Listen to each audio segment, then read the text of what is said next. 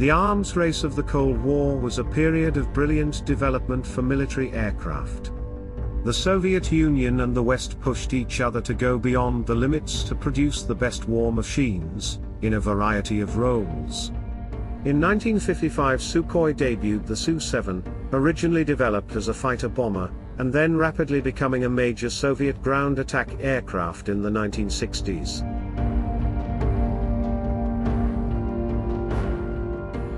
The Su-7 was rugged in its simplicity, but its Lyulka AL-7 engine had such high fuel consumption that it seriously limited the aircraft's payload, as even short-range missions required that at least 2 hardpoints be used to carry drop tanks, rather than ordnance. There were some limitations that really affected its operating life. It was possibly the worst ground attack aircraft the Soviet Union built.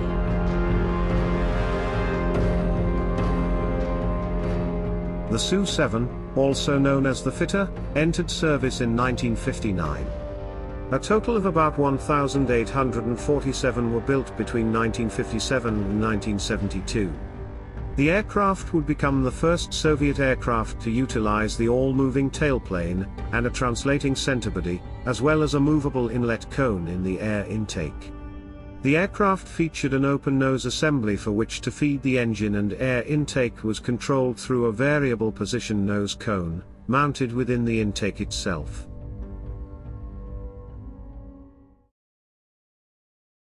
The cockpit was positioned in the forward portion of the fuselage, and offered up adequate to poor visibility forward, upwards and to the sides. Rear vision was more or less blocked by the raised rear portion of the cockpit canopy and fuselage spine. The canopy was of a two-piece design with featured framing. The pilot was afforded a Sukhoi-designed ejection seat. The cylindrical fuselage was relatively featureless and concluded in a conventional empennage, sporting a large vertical swept tail fin with a clip-tapered edge. The horizontal tailplanes were affixed to either side of the jet exhaust ring, and were extremely swept.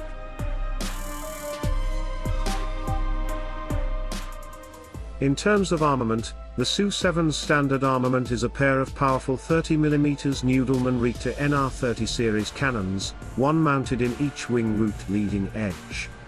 Optional armament could be spread out amongst the 6 available hardpoints, and could include a combination of conventional drop bombs, nuclear bombs, rocket pods, and A-2 atoll short-range air-to-air missiles.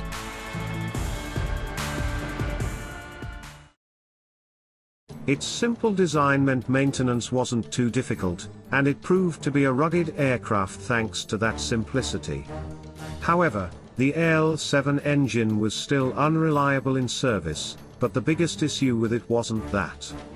The AL-7 engine had a disgusting habit of drinking so much fuel that it would just limit the range of the aircraft, so it could only do bare minimum short-range missions, but also the aircraft's payload. 2 hardpoints on the wings were dedicated just for extra fuel drop tanks, not even weapons.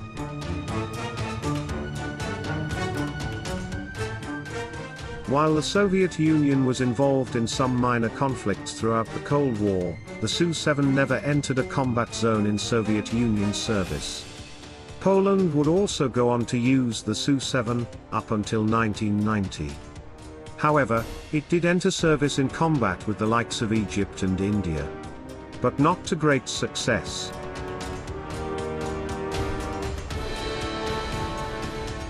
In July 1967, during the Six-Day War, 12 Su-7s were tasked with attacking Israeli forces opposite the Suez Canal. Egyptian pilot Tahsin Zaki was in that formation. The Su-7s were loaded with 4 500 kg bombs each, but the aircraft suffered so much drag that they could not accelerate beyond 372 miles per hour or around 600 kilometers per hour.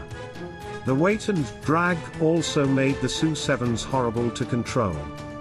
Its dismal range meant that the aircraft, if they did reach a target, would have to drop its payload as fast as possible and get out of there.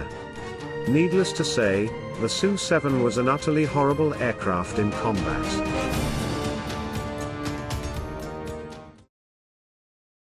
The Indian Air Force would also suffer issues with the Su-7, with 14 of them lost during the 1971 war with Pakistan.